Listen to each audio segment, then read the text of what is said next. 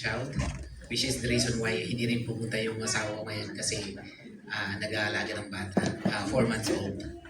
And I'm also, because I just moved in that work, currently I'm also teaching seminary. So far yung pag-uusap. Okay, thank you.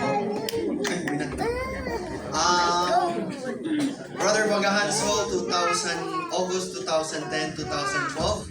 And this is my beautiful wife, Kimber Bagahanso. And sorry, our son is outside.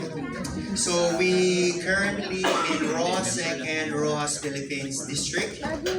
And what else? I think that's all. Good morning, Elder Comenta, before Brother Comenta, my wife, Danica Fernandez Comenta. We have 3 children.